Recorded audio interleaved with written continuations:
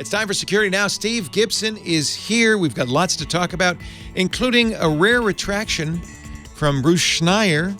We'll talk about the Five Eyes. Are they going to get what they want? Steve and I think probably so. And Georgia, once again, on my mind. It's all coming up next on Security Now. Netcasts you love. From people you trust.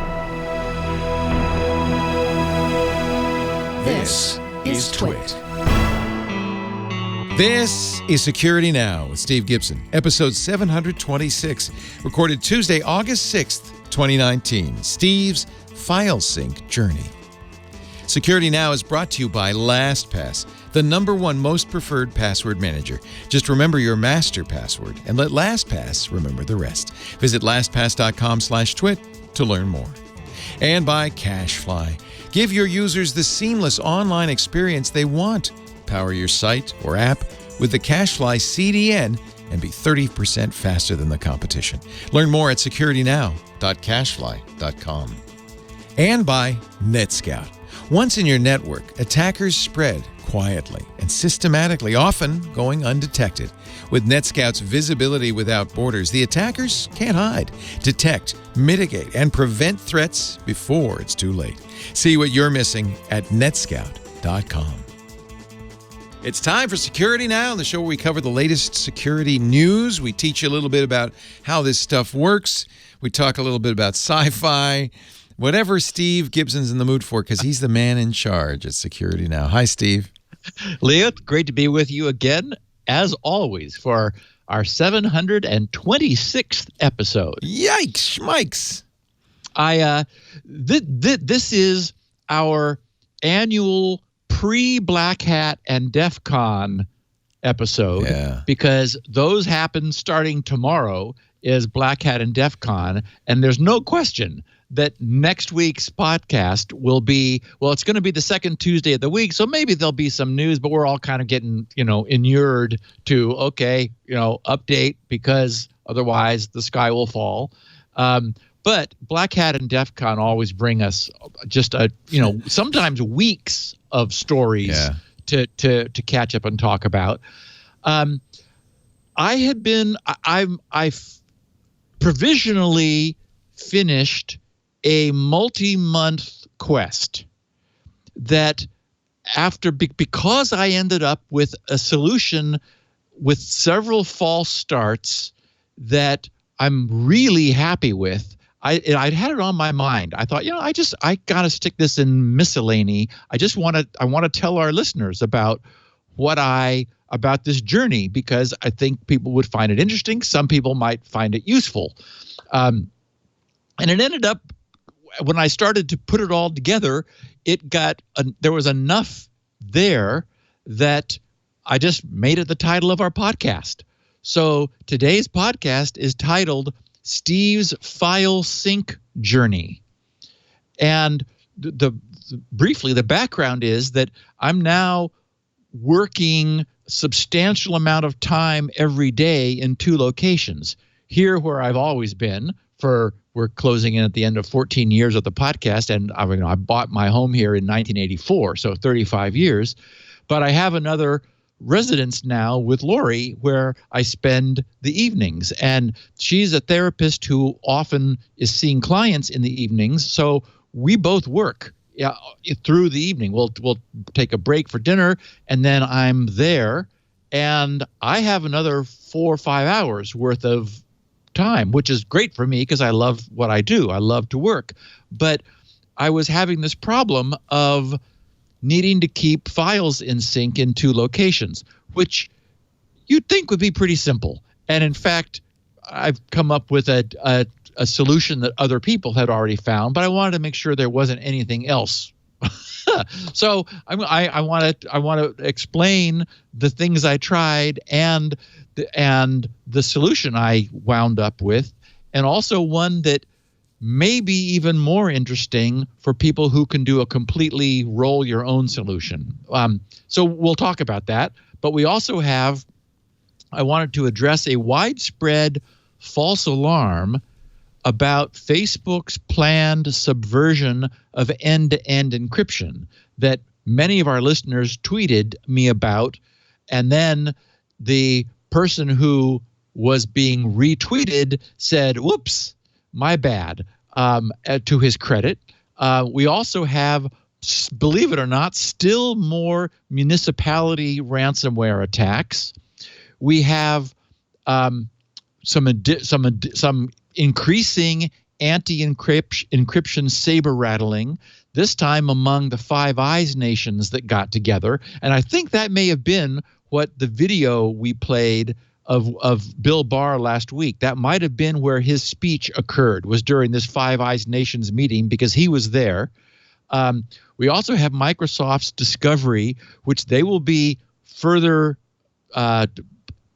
describing tomorrow, I think it is, at Black Hat, of a Russian-backed, state-sponsored IoT compromise, which is being used for enterprise intrusions. So, in other words, the IoT devices are the point of entry.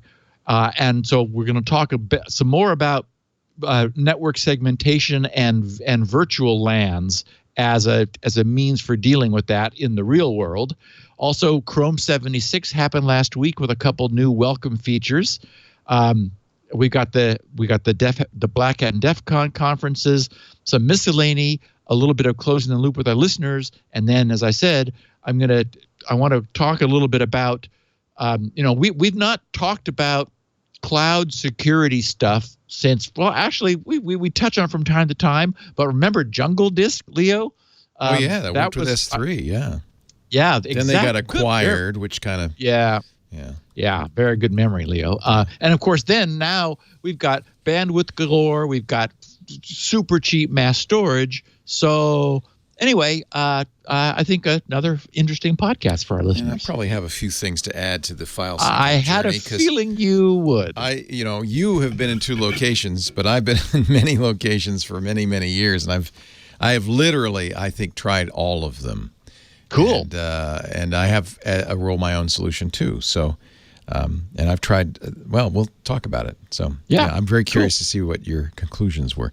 Our show today brought to you by LastPass. If you have a password, or 2, or 3, or 4, or 5, and who among us doesn't, or 6, or 7, or 8. I was just looking at my LastPass. There's well over 1,000 passwords in LastPass. I should probably go through it and clean out the old ones. But the beauty of LastPass, it's a password vault where I store not just passwords, but anything I want to keep secure. So I trust LastPass so much. I know the encryption technologies it's using are super good, that it's doing everything right to protect the data that I store there. It is, of all the things I have, probably the best place for me to put things like social security numbers I want to keep track of, my whole family's, passports, driver's licenses, and all my passwords. LastPass also generates long, strong, secure passwords that are completely unmemorable, but then it remembers it all. All you ever have to remember is your LastPass master password. Now, of course, because everything's in my LastPass vault, I love the extra security LastPass offers with 2-factor authentication. So I use a YubiKey. So I can't unlock LastPass unless I have physical access to a YubiKey, which means bad guys can't get in there. And they use a lot of things to prevent, even if you didn't brute force, like PBKDF2 and things like that. But they do it all right. The thing I want to talk about a little bit right now is why you want to use your LastPass at business, because everything that applies to individuals about password security applies doubly for your business. We use it here because, first of all, you can't guarantee your employees are going to have the same strict attitude toward security you do, and yet you have to give them the keys to the kingdom, to the bank accounts, to the databases, to the website, everything. So LastPass makes that safe and secure, and here's the interesting thing, more convenient. Steve is always talking about the balance between security and convenience, and usually it's one or the other. But I think LastPass has done some really great things, like autofill, that make it really easy to use LastPass, easier even, and this is the key, than using your dog's birth date and your maiden name as your password. Now, LastPass Enterprise is adding some new things that I think are very, very exciting. We cannot wait to get started with these. A brand new business lineup, fantastic new features that are going to improve security across your company, but, And this is what LastPass is so good at, making it easier for your employees to get their job done. So start with LastPass Enterprise. That's the business version that we use. Now we're going to add single sign-on. LastPass is already 1,200 plus SAML integrated apps. And each has its own getting started guide, so it's very easy for your employees to get up and running with single sign-on. What's great about single sign-on, it eliminates passwords entirely.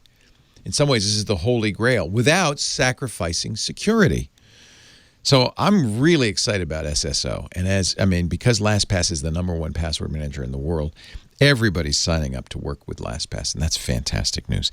They're also doing something called MFA. Now, we talked about two-factor. That's really good. Multi-factor is even better. It leverages biometrics, face, fingerprint, iris, but also contextual factors like your location, your IP address, to know you are who you say you are. And this is so critical.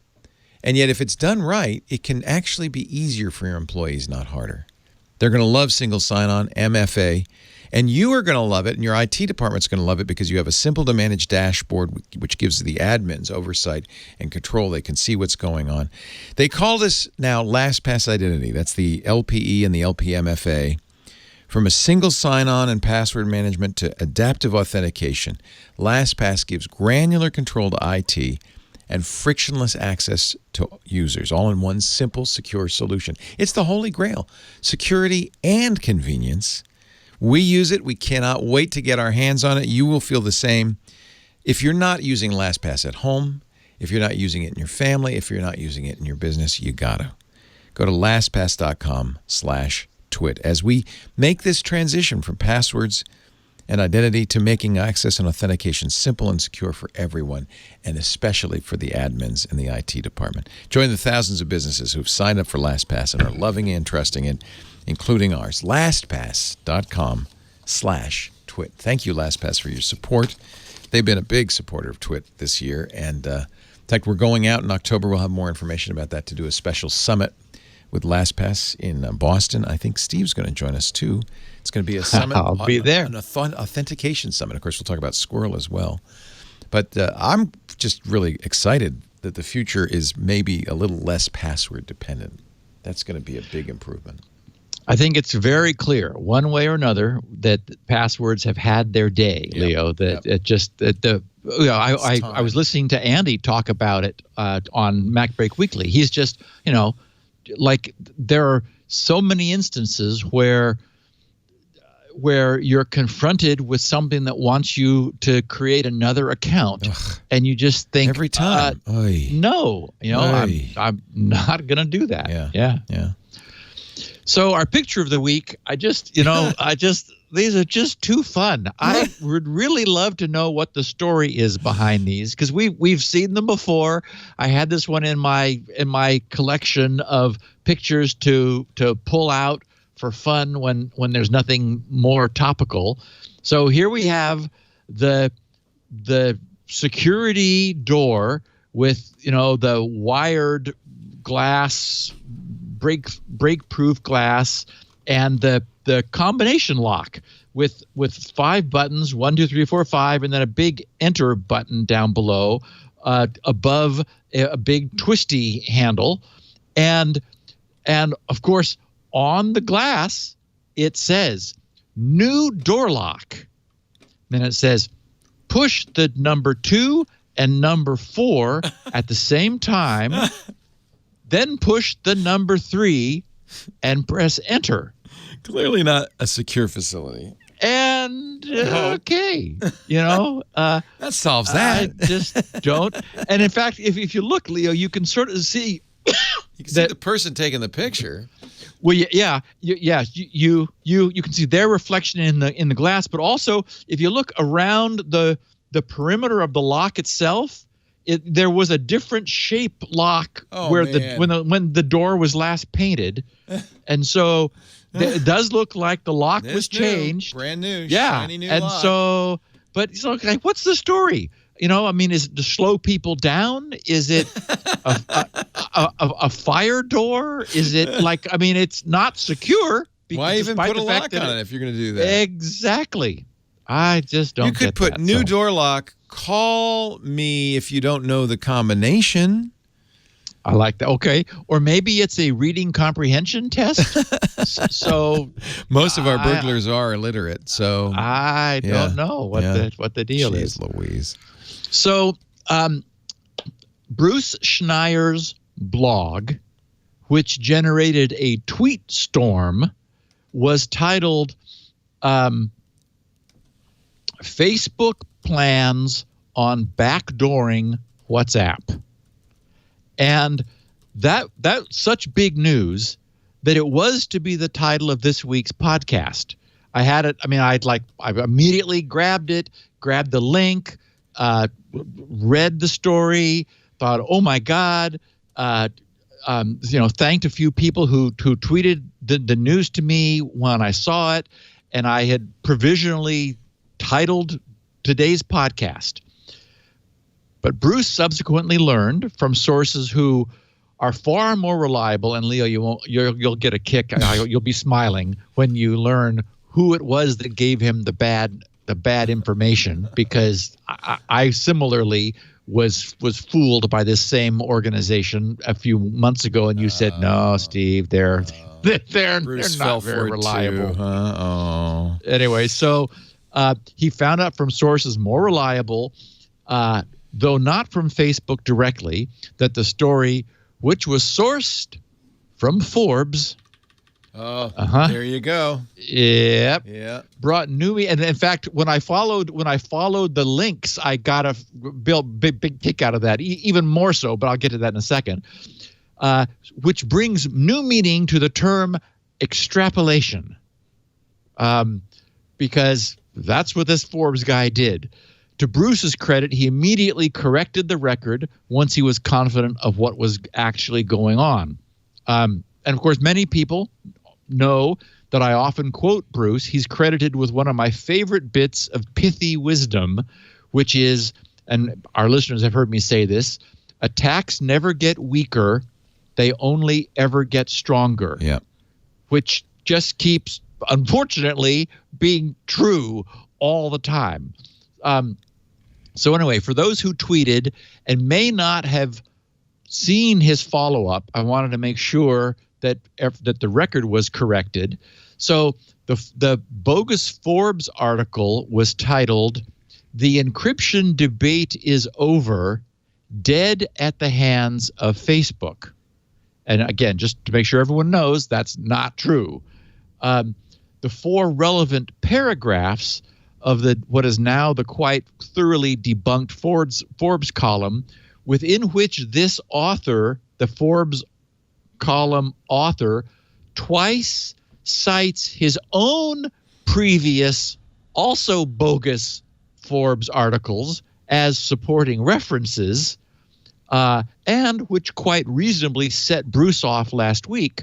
Those four paragraphs read, "To solve this problem, Facebook announced earlier this year preliminary results from its efforts to move a global mass surveillance infrastructure directly onto users' devices, where it can bypass the protections of end-to-end encryption. In Facebook's vision, the actual end-to-end encryption client itself, such as WhatsApp, will include embedded content moderation and blacklist filtering algorithms. These algorithms will be continually updated from a central cloud service, but will run locally on the user's device, scanning each clear text message before it is sent and each encrypted message after it is decrypted. The company even noted that when it detects violations, it will need to quietly stream a copy of the formerly encrypted content back to its central servers for further analysis, even if the user objects, acting as a true wiretapping service. Facebook's model entirely bypasses, he's writing, the encryption debate by globalizing the current practice of compromising devices by building those encryption bypasses directly into the communications clients themselves and deploying what amounts to machine-based wiretaps to billions of users at once. Now, if you read that, I mean, and it sounds reasonable on its face. You would think, oh my God. And that's what Bruce read. And so, he wanted to give this broader attention, which he did. And the within the links to that text is a link to the same author's previous story on May 28th, which was titled "Facebook is already working towards Germany's end-to-end encryption backdoor vision." And to support that, he links to two other of his even more previous articles. One was Facebook's Edge AI content scanning brings NSA-style surveillance and censorship to the planet. And the second article was Deep Learning will be the end of end-to-end encryption. So I don't know if this guy's got some bug up is about Facebook, or if he's starving for things to write about. I don't know what the backstory is, but I mean, it ends up that and I was curious. So I read all of that. And for example, in one of those supporting stories, he writes, even more worryingly, Facebook's presentation alluded to the company's need to covertly harvest unencrypted illicit messages from users' devices without their knowledge and before the content has been encrypted or after it has been decrypted, using the client application itself to access encrypted in-transit content. And then he says, while it stopped short, it, meaning Facebook, stopped short of saying it was actively building such a backdoor, the company noted that when Edge content moderation flagged a post in an end-to-end encrypted conversation as a violation, the company needed to be able to access unencrypted contents to further train its algorithms, which would likely require transmitting an unencrypted copy of the user's device directly to Facebook without their approval. So this is sort of a mishmash of supposition and the extension of illusions that are being made. Anyway, so one thing that occurred to me as I was reading all of this is to ask the question whether is it clear that point-to-point, user-to-user, one-to-one, end-to-end encrypted conversations should be moderated in the first place? I mean, the idea of an encrypted conversation being moderated in any way does sort of seem to fly in the face of the whole concept of a totally private two-party dialogue. I'm having a conversation with one other person over an encrypted channel. So, the idea of that being moderated seems like odd to me. It's not, maybe you don't want to use WhatsApp. Maybe it's clear that it's moderated and there's going to be some sort of a banner on. I don't know. The whole idea of a two-party end-to-end encrypted conversation having moderation by Facebook seems, antithetical. But whatever the case, Bruce, I think, can certainly be forgiven for believing the extrapolations of this Forbes author. And I guess also Facebook does share some responsibility in this, because based on their past and all of the privacy abuses we know that they have engaged in, it's believable to imagine that they might do this. But just for the record, it is wrong. Bruce updated his original blog posting, adding at the bottom, he said, edited to add on August 2nd. He said, this story is wrong. Read my correction. And then he explained what happened. So anyway, we know that something is going to be happening before long, because there is this tension now between encryption and government that isn't going to be going away. What we don't know is how it's going to end up being resolved. And again, Facebook, the CEO or CTO, one of the top guys at WhatsApp, did officially respond and say, no, we don't have any. The Forbes stories are completely incorrect. We have absolutely no intention of doing anything like that.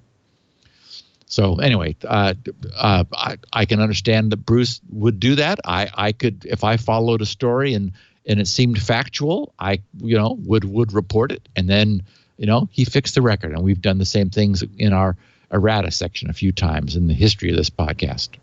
Yeah, and the guy, I'm looking at his bio, he's got good credentials. So I think that the author of the original Forbes article just misinterpreted, misunderstood. I wouldn't want to impute bad faith on his part, because he was a Google developer, expert for the cloud platform, senior fellow at GYU's Center for Cyber and Homeland Security. He's done a lot of good stuff. He's not a hype master. I don't think it may well be that his bringing it's a good thing to light. Yes. That it may well have headed Facebook and WhatsApp away from considering doing something like this by immediately flooding it with light, and then allowing them the opportunity to say, whoa, no, that's not what we meant. We never intended to do that. So, which, would be good. The Five Eyes Alliance, we've spoken of from time to time. It's an alliance of national intelligence partners whose members are Australia, Canada, New Zealand, the UK, and the US. And the rhetoric surrounding this issue of encrypted messaging is heating up. There was a story last Tuesday in The Telegraph, which was headlined, "Facebook is threatening to hinder police by increasing encryption." And the UK's new Home Secretary is, I guess I would pronounce her name Priti, Priti, Priti Patel. The Telegraph reports that in the first intervention by a minister, the new Home Secretary says the tech giant, meaning Facebook, tech giant's plans to introduce end-to-end encryption on its messaging platform would benefit, and here she's saying, child abusers, drug traffickers, and terrorists plotting attacks. Writing for The Telegraph, she says it would prevent law enforcement agencies investigating and tracking down lawbreakers by enabling criminals to hide their messages. And of course, as we know, and what she was responding to was that Mark Zuckerberg in March announced what he framed as a major change to Facebook, and we were joking about it at the time, Leo, saying they ought to just scrap everything that they have rather than trying to fix what they have and just start over, because they're discovering logs of that code had made of unencrypted passwords and all this craziness.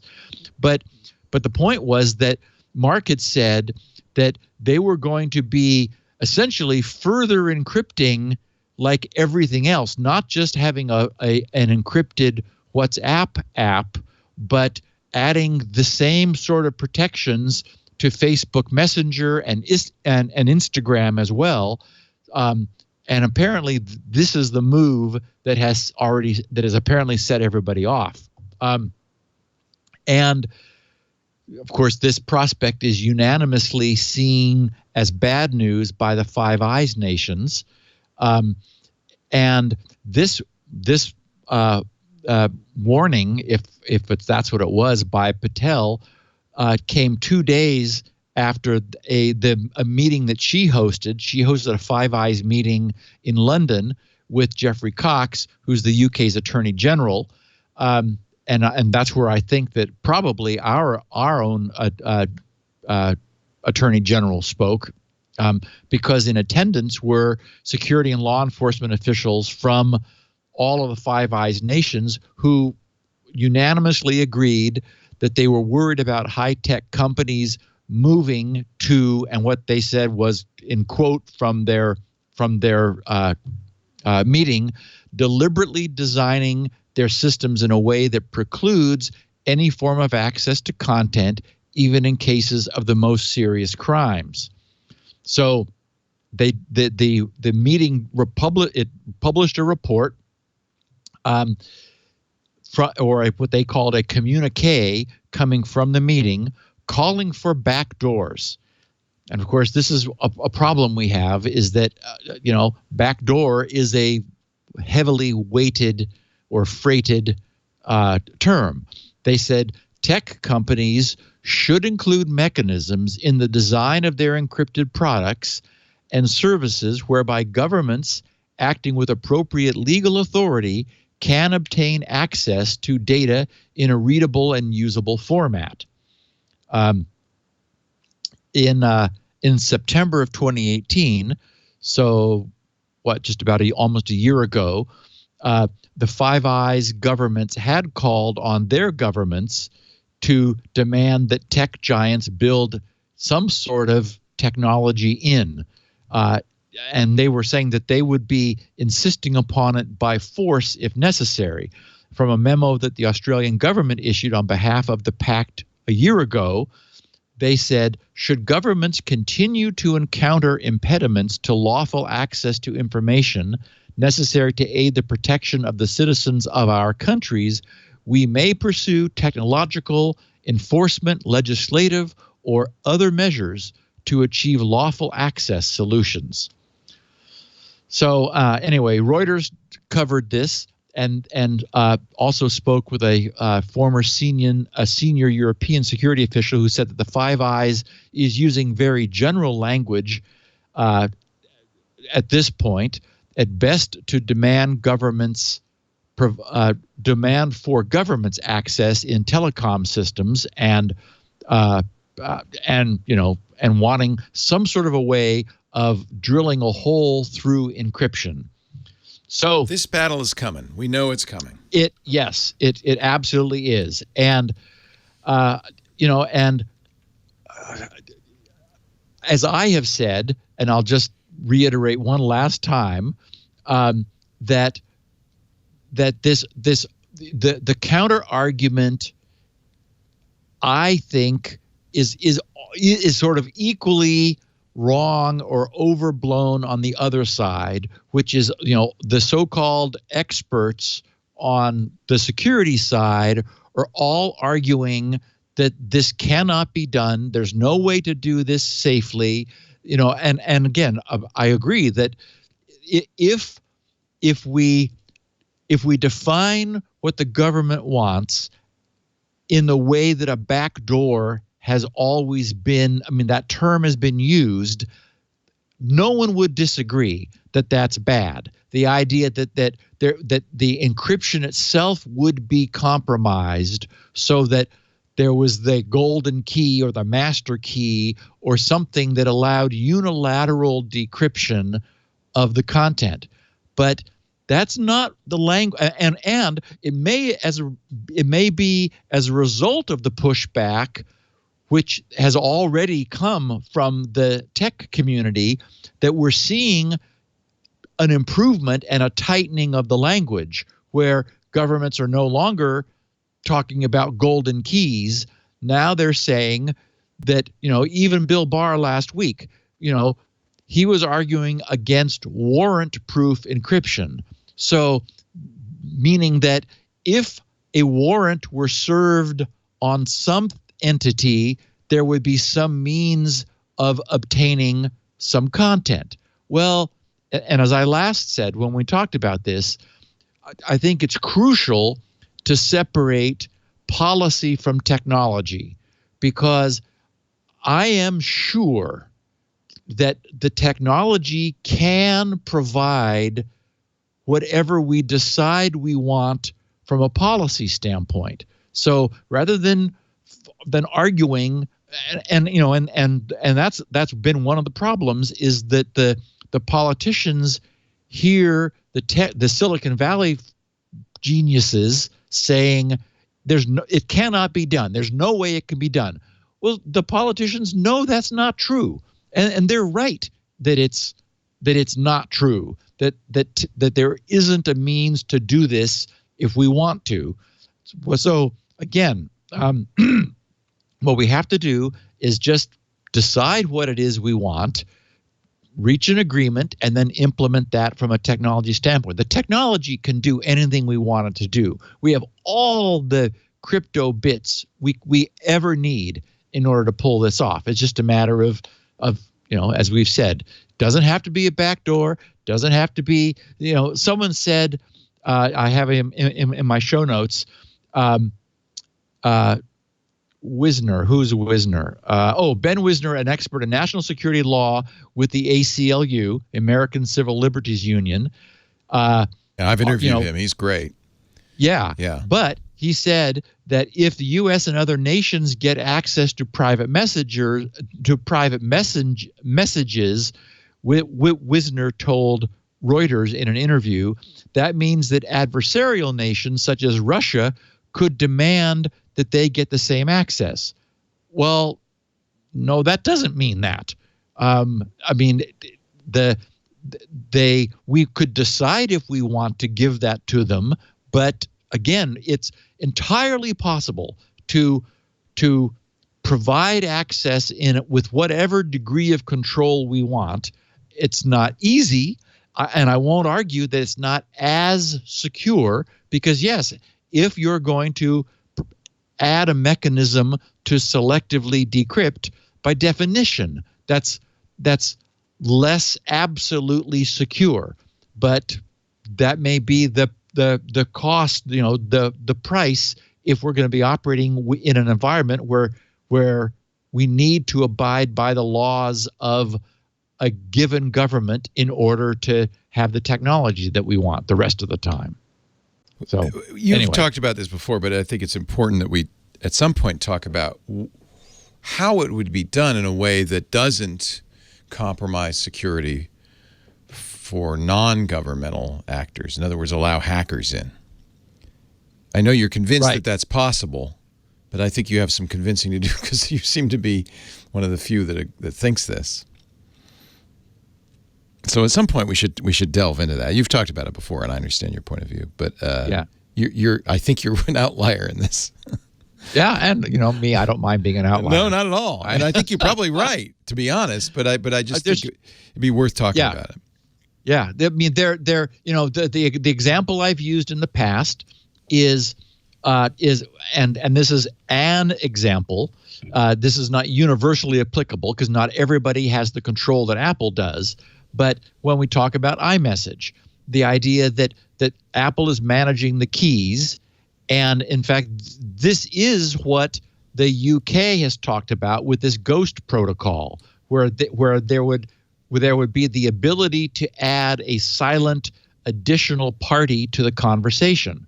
Right now, iMessage supports many-to-many multi-way messaging, not just one-to-one. And many of these protocols are able to operate that way. So Apple is managing the keys for us. Apple could create an additional entity that would be joined to an iMessage group that wouldn't appear. And that newly created entity could be created under warrant from the government, and the government given access to that entity as a silent partner, as an invisible participant in an iMessage conversation, in which case they would receive all of the transactions back and forth, and it would be, and it doesn't compromise other communications that user has, as long as Apple keeps the keys close to its vest. Obviously, exactly. And so, I think everybody note that Apple is doing that now. Well, Apple that's the point. Has all of those keys now. That's the point. I think anybody would stipulate, yeah, okay, but that's not going to be the end of the government's request, because what they really don't like is end-to-end messaging. As long as a corporate entity that they can subpoena, that they can serve a warrant to, has the keys, they're fine with that. What they don't like is end-to-end encryption, which means the only person who has the keys are the parties in the conversation. Is there a way to make that breakable without compromising security? No. No. And this is to your point, Leo, that you brought up correctly last time, which is it's math, that we already have the ability to do unbreakable encryption. And so I'd be happy to give the government, since they already have it, the right to do whatever they want to do with non-end-to-end encryption, Telegram and Apple's messages. And well, WhatsApp is end-to-end, right? WhatsApp, nobody holds those keys, right? It's using Open Whisper's protocols. Is that right? It's been a while since I looked. I think they use the Signal messaging protocol. Signal. Let's give Signal an example. Signal. No one has the keys. I do know that WhatsApp is using Signal. Signal. Yes. And in that case, there is no key escrow. There's no one holds that key. You are the key. You and the only parties who could access that would be the parties involved in the conversation. Well, because that's the design of it. So what would you do then? I see the government wants WhatsApp. That's what they want. I don't think they really care about Apple messages because they can already serve a subpoena to Apple. They can warrant Apple and get that message. Yeah. They know that. Yeah. They want WhatsApp. Exactly. And so I don't know that Moxie would ever be moved. No, I know he wouldn't. to add that technology. But what we're talking about here, I mean, it's serious. It would be the government formally outlawing encryption that it cannot serve a warrant on in order to obtain access. It would be against the law. And I mean, the government's made mistakes before. Remember when I remember you couldn't use more than 40-bit keys once upon a time. Right. Because they the government called it munition. Yes. And so so 128-bit keys existed, but you couldn't like go outside of the U.S. with more than 40 bits of encryption, which led to people wearing T-shirts with the code for strong encryption and exporting it that way. Yeah, it's pretty hard to tie that down. So imagine a world where a law is passed by the U.S. government that says, at some point after, and there'll be some sunsetting period, like by 2025, it is against the law to use encryption that there is not a means for the government to obtain a warrant for access to. Now, at that point, Facebook needs to decide, are they going to give up encryption or are they going to soften their encryption? I mean, Signal's open source. So, so again, there are other smart people. So it might be that we have no choice, but like for Apple and for Facebook and for Google, I mean, major commercial organizations to use warrant compatible encryption. I think that's as the only choice. And of course the counter argument is good, and that is that bad guys will use illegal encryption. Use Signal. Yeah. Well, yes, and yes, they will. But still, the government will think, well, this is the best we could get. This is my fear. That's not what the government will think.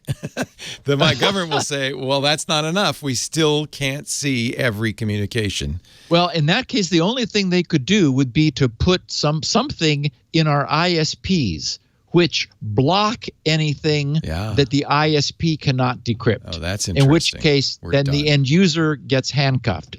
Then illegal encryption won't work. Yep. Because you won't be able to transit illegal encryption over the wire. Okay. Well, you've just drawn a picture of our future. I'm afraid. I'm afraid, Leo, because this isn't going away. The government shows no sign. Yeah. It's too easy for them to make a law. It's like, oh, good. Now we have a law. Everybody got to follow the law now. And it's like, okay. On that happy note, we're about a third. We're about a third of the way in. Let's Great. take a break. I'm sure CacheFly will be thrilled. Actually, to be our segue. Yeah, the segue. Oh, great. The show today brought to you literally by our CDN, our Content Delivery Network. That's CacheFly, and it's the best. And I say that with absolute confidence as a longtime user. When we first started Security Now and all their other shows, we were challenged, to say the least, especially as the audiences grew and grew and grew, and hundreds of thousands of people downloading a podcast every week. We didn't really know how we were going to do this. I even tried BitTorrent as a solution for a while. Then along comes Matt Levine, greatest, my hero, my personal hero, and says, Leo, we can help. Matt, of course, is the guy behind CacheFly, and he said, we will be glad to host your content. And over the years, they have been the best partner ever for our network because CacheFly makes sure, by the way, one of the keys to our success is when you go to download a podcast, you get it right away because you're getting it from CacheFly. CacheFly has servers all over the world. That means they're 10% faster than traditional delivery methods, but they also are so well tuned that they're about 30% faster than other big boy CDNs, the names you're well familiar with. And because they have servers all over the world, they are backed by a 100% SLA. That means I never get a 3 a.m. call saying, our servers are down. There are all sorts of things that can happen between us making the show and getting it out to you, including me erasing the recording or forgetting to record, and that's happened. But not once in 10 years, more than 10 years, has CacheFly ever failed us. If we can get the show on the server, you will get it, and you'll get it faster than anywhere else. Join the thousands of others besides me who trust CacheFly's reliable network. LG, Microsoft, Adobe, Ars Technica, all happy CacheFly customers. I don't know if Matt really knew what he was getting into all those years ago, but we now send petabytes of data every month through CacheFly. Petabytes of data every month through CacheFly. We literally would not exist if it weren't for CacheFly. You should try CacheFly. Say goodbye to logging in multiple times a week just to make sure you're not exceeding your quota or trying to track your CDN usage daily. You don't have to worry because they figure out a billing plan tailored to your needs, not day by day or week by week, but year by year. So, our traffic is very spiky every Tuesday evening through the roof as everybody downloads Security Now at once. CacheFly makes sure that they don't give us a big bill on Wednesday. It's based on yearly usage. On average, customers who switch to CacheFly save 20%, 30% faster, 20% less expensive. It's a no-brainer. But if you don't believe me, I've got a special thing you can do. If you go to securitynow.cachefly.com, they will give you a free complimentary, free detailed analysis of your current CDN bill and usage trends just to see, can you save money? And they'll show you how they bill across a longer period of time to make it more consistent. And they'll tell you, are you paying more than you need to? And it's free, and I promise no hard sales. They're nice people. They're really, really way too nice. So I tell them, you should sell people harder. This stuff is great. You got to tell them about it. They said, that's your job, Leo. securitynow.cachefly.com. Thank you, CacheFly, for being a great partner for more than 10 years and making Security Now and all our other shows sing. CacheFly at securitynow.cachefly.com. Steve? So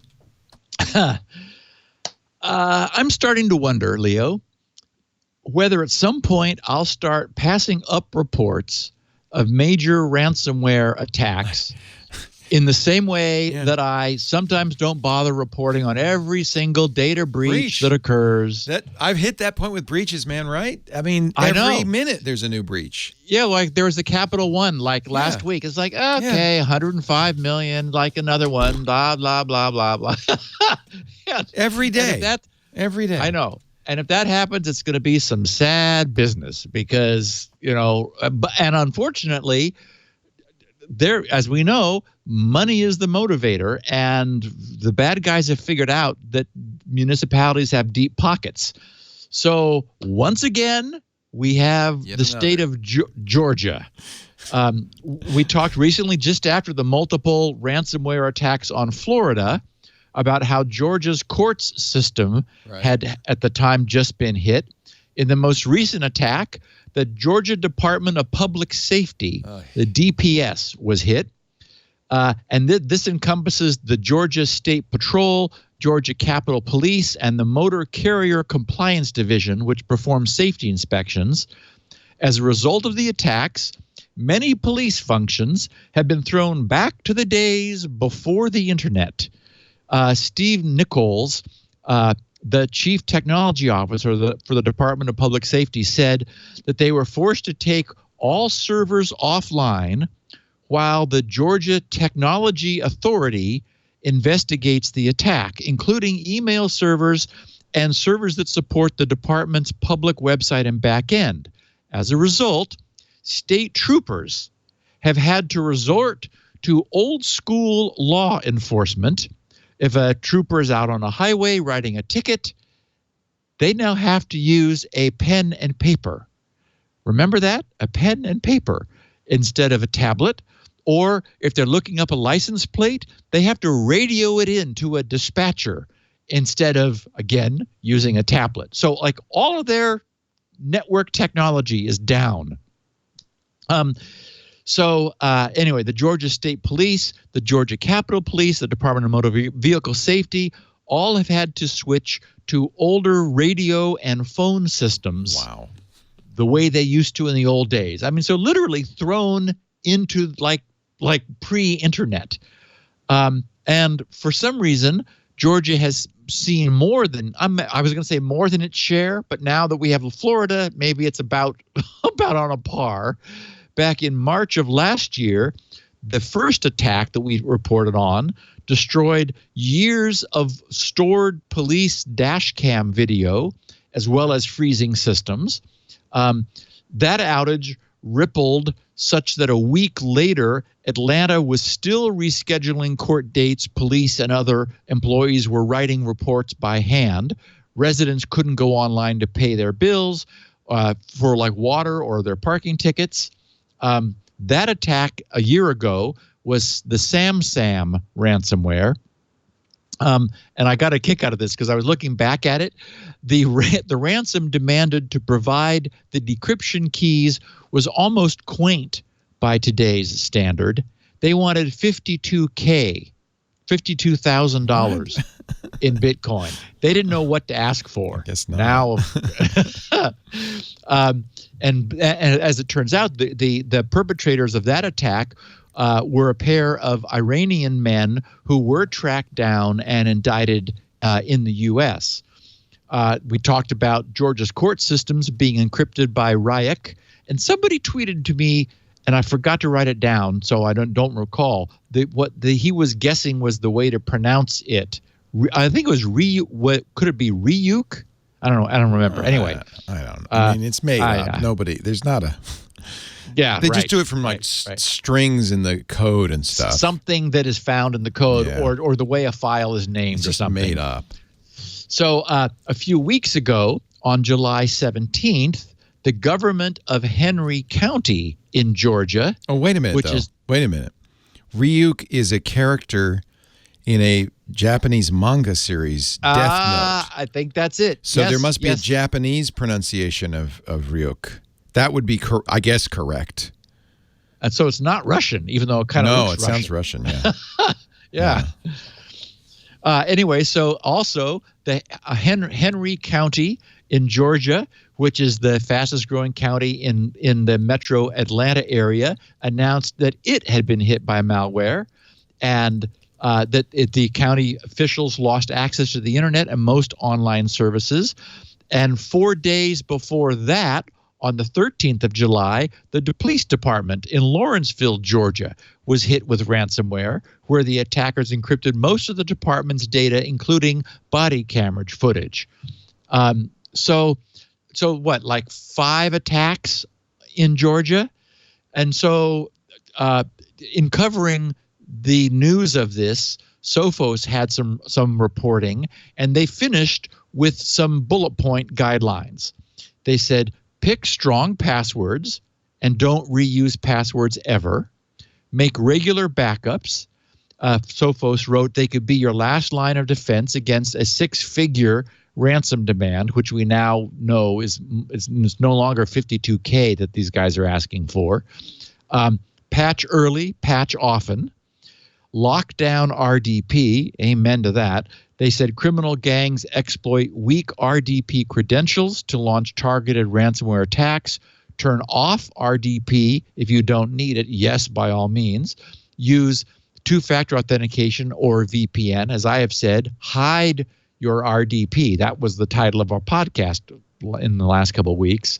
And then they said use anti-ransomware protection. What was missing from their list of bullet points, and I think is glaringly obvious, is educate and test your employees, which is something we've talked about often, and I think that's important. There really has to be an effort among the government municipalities to explain to everyone that they individually will be extremely inconvenienced by the loss of computation and network resources. Maybe to drive home the point, hand out pencils and ask them to practice. Explain that the number one most common entry vector for malware into organizations, especially municipal agencies, is email, which is baiting them to click links. And explain that this is not like being at home, because deep-pocketed and insured government agencies are now being actively targeted by foreign attackers, and that all some one person needs to do is click on a malicious link in an email, or open a PDF and allow its macros to run, or open a Word document and release it from protected mode, and the entire municipality can get taken down. So, it's not just like spam now. People in government are being targeted. And then the final thing that is often missed, but we've also talked about this, is test. Send out baiting email from your IT department, disguised to look like something people should open, to your own organization, to your own government group, written to look like something that they should open, and see how many people take the bait, and then hold them to account. Certainly the word will spread, at the water cooler that, oh my goodness, I just got brought in, my manager just called me into his office because I clicked on email that was designed to test me. Make sure you don't do that. And so, again, I think education and sending out some of your own probes to test to see whether your people can be fooled is powerful protection, and that's something that I think ought to be part of a plan. In something of a tease for its full disclosure presentation, which will be occurring later this week during Black Hat USA 2019 in Vegas, Microsoft reported yesterday that it had detected Russia's Strontium group, and we know them by, I think, about 12 different names. The most popular alternatives besides Strontium is APT28 and Fancy Bear, but there's several others that they've been named by. Russia detected that this state-backed, Russian-backed group have successfully targeted VoIP phones, printers, and video decoders. So these are considered IoT class devices, which are being used to provide them with an entry point into enterprise networks, from which, once they gain a foothold there, they then pivot onto the network's higher value targets. Microsoft's Threat Intelligence Center said that attackers had been observed in the wild since they first spotted the campaign in April. The Microsoft's researchers spotted Strontium attempting to, quote, to compromise popular IoT devices across multiple customer locations where the hacker group exploited a VoIP phone, an office printer, and a video decoder that had not been updated. And I guess there are some printers which are publicly exposed to the internet. I mean, that seems crazy to me because we've talked about how insecure printer firmware often is. Well, there's a lot of printers on the internet, right? Yeah, that's what I mean. Mine printers is on the internet because of Google Cloud Print and stuff like that. But they're behind routers. Yeah, so as long as they're behind routers, so the printer has reached out to a server where it is maintaining some presence. That's how Cloud Print works. Yeah. Okay. Good. So it's not something like that. That Shodan scan will turn up. And of course, remember that we know that printers are exposed because there have been, we've talked about it, hacks where people are printing like warning pages to your printer saying your printer's been hacked, sucker. Or please to subscribe to PewDiePie. That's right. It was the PewDiePie guy. Yeah. Yes. By the way, I not to interrupt, but I have spoken to Misako, who works here. She's Japanese. Get ready for this. Uh-oh. In Japanese, there is no R sound, so it's pronounced Ryuku. So from now on, when you say Ryuku, it's Ryuku. Okay, I'm not saying that. Nobody will know what I'm talking about. No. So it's not Ryuku. Okay, there you go. I'm just telling you what she told me. See, Leo, I think Skype is dropping out. I didn't hear that correctly. Yeah. So anyway, Microsoft said, quote, the investigation uncovered that an actor had used these devices, that's VoIP, office printer, or an unupdated video decoder, had used these devices to gain initial access into corporate networks. In 2 of the cases, the passwords for the devices were deployed without changing the default manufacturer's passwords. Guys, at least make it hard for the state-sponsored Russian bad guys to get in. The passwords were deployed without changing the default manufacturer's passwords. And in the 3rd instance, the latest security update had not been applied to the device. Microsoft said that after gaining entry through the compromised IoT devices, they would then scan for vulnerable systems to expand this initial foothold. They said after gaining access to each of the IoT devices, the actor ran TCP dump to sniff network traffic on local subnets. They were also seen enumerating administrative groups to attempt further exploitation. As the actor moved from one device to another, they would drop a simple shell script to establish persistence on the network, which allowed extended access for their continued hunting. Microsoft said it identified and blocked these attacks in their early stages, so its investigators weren't able to determine what Strontium would then attempt to steal from the compromised networks. And again, I'm sure Microsoft had some network surveillance technology. They were probably providing some enterprise security. They saw this happen and they blocked it, as you would want them to, because unless it was a honeypot, which would have been nice to have, you want to keep them from exfiltrating and anything further. Strontium's targeting of IoT devices, as we know, isn't new.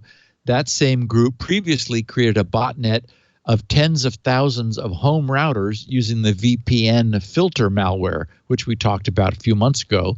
And in addition to Strontium, other state-sponsored groups have also started targeting IoT devices, primarily routers at this point. Microsoft plans to reveal more information about this Strontium April 2019 attacks later this week at the Black Hat USA 2019 Security Conference. They'll be talking about the indications of compromise that they found, IP addresses, the Strontium command and control servers, and actually armed with that information, organizations might want to block those on their networks, which is always useful. Remember that one of the CIO people in Florida said that, in fact, it was one of our listeners. It was our listener who wrote when we talked about those attacks that his group were automatically blocking Russian IP networks at their firewall so that there was no way even clicking a link would bring up something from a Russian IP address. It's not perfect protection, but why not? Because you probably don't want the people in your municipality to be, either deliberately or much more likely inadvertently bringing up Russian websites. Okay, so what's our takeaway from IoT devices being compromised and serving as a pivot for deeper penetration? Again, it's something we've talked about before, and that is network segmentation, which is really the solution. And of course, the problem is it's not easy, it's not the default, it's not automatic. What's automatic is just, plugging things into your network and, oh, look, it works, it lights up, everything's connected. Unfortunately, yes, everything's connected to everything else. I had here my show notes. The easy automatic default is that, as Khan put it in the second Star Trek movie, The Wrath of Khan, we're all one big happy family. And he said that just before he blew the crap out of Kirk, who had not raised his ship's shields for exactly that reason, because it was another ship of the Federation was approaching and didn't, and hadn't responded to call signs that were being or hails that had been issued. And Kirk said, that's mighty peculiar. I wonder why. And of course, Khan said, oh yeah, we're all one big happy family. So unfortunately, the point is you cannot trust the VoIP system that you have sharing your common network, especially if you don't change the default login credentials for your VoIP system and you give it an internet-facing presence for whatever reason you might have. So that's a perfect example of a subsystem in an enterprise that can be on its own network. And network segmentation can be accomplished using virtual LANs, VLANs. VLANs now have been available and around for so long that they are widely supported. You do need smart switches within an organization which supports VLANs, but those don't cost more. There is some overhead in terms of management and setting them up and configuring. They're not as default and automatic as just clicking wires into LAN switches, but they provide you with physical network segmentation. Physical at the packet level. The idea is that the Ethernet packets contain a 12-bit VLAN tag, which is assigned to the Ethernet packet as it leaves the network adapter. When it then travels to the switch knows which VLAN the wire on its port is connected to, and so is able to block any traffic that isn't that VLAN. So So what it allows you to do, it essentially allows you to create within a single physical electrical LAN network, you are able to isolate sub-LANs, that is to say VLANs, within the entire LAN. So for example, all of your VoIP devices could be on their own virtual LAN. In that case, if the VoIP device were compromised, then a scan of the network would only show other VoIP devices. There would be no servers, there would be no workstations, there would be nothing else, because probably your VoIP system doesn't need to have contact with your printers, for example, or your enterprise servers. They don't need it. And so the point is, unfortunately, the default is everything sees everything else. And if that's the way your network is set up, and an IoT device, some security camera is plugged into your network, then it sees everything else. Well, it's probably the case that a security camera doesn't need to see everything else, so it should be on a separate VLAN. That is, its traffic should be tagged with a virtual LAN tag.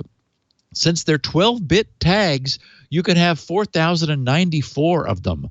The zero tag and the all ones tag are reserved. So otherwise it'd be 4,096. So it's 4,094. So I mean, you got lots of tags. Everything can in groups can be connected to its own subnet, and thus blinding, for example, your IoT devices to your enterprise servers and maybe your workstation networks, or if departments don't need to see other departments, you could create VLANs for use within a department, and then it is possible to soften the rules on a per machine basis where you need to.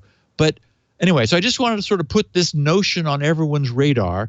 We have not talked about VLANs a lot from a security standpoint, because the network VLAN tagging occurs at the Ethernet level on the device driver, or sometimes the tagging can be done by the smart switch, so that there's like it's completely outside of the realm of the attacker. There's nothing the attacker can do in order to see or mess with that VLAN tag. So it can be a high security solution. It has a big overhead. I mean, I don't mean to be minimizing the management overhead, because it really increases the complexity of your network. Suddenly now there's another big layer of additional work that is to establish and then to manage lots of sub-networks on your LAN. So nothing works automatically when you just click it into a network switch. Now you've got to think about, where you want to have it participating, what networks it wants to be a part of.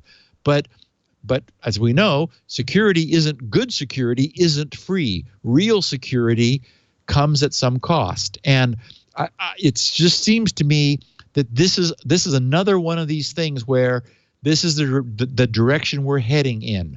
We're moving into a world where we used a term the other day about IoT.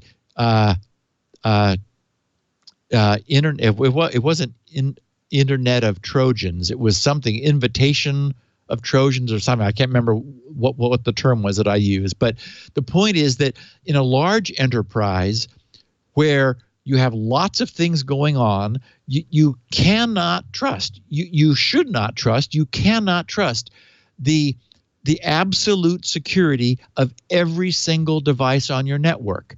And now where there is tremendous pressure on the part of the bad guys getting in, they're not just wanting to set up a botnet or to use your servers as a proxy. They're wanting to encrypt everything that they can get their hands on, and then hold your organization for ransom. So think about it. It is also the kind of thing that you can start gradually.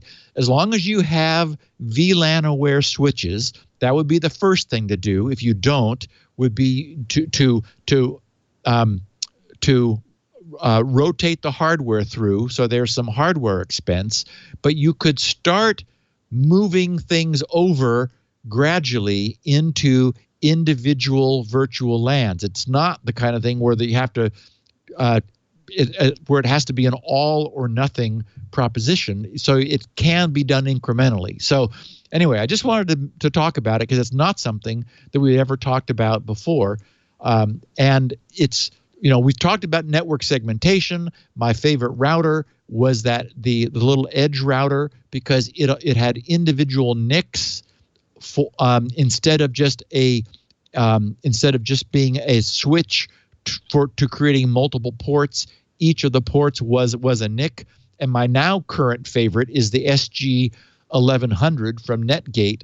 I love that, and it's got 2 ports on the inside, so you could easily segment to a Wi-Fi and a wired and put them on separate networks, or an IoT network and a non-IoT network, and have those on physically separate networks. So it's not easy, unfortunately, but we're in a world now where we just can't trust the devices that we have on our network. Last week, Google released Chrome 76 for across all of the platforms, Windows, Mac, and Linux. And 2 things happened. Thankfully, Adobe's Flash, which, as we know, has caused so much destruction and disruption for decades, they made another change. I mean, they're sort of lowering the boom on Flash. They're not going to fully discontinue support for Flash until the end of 2020.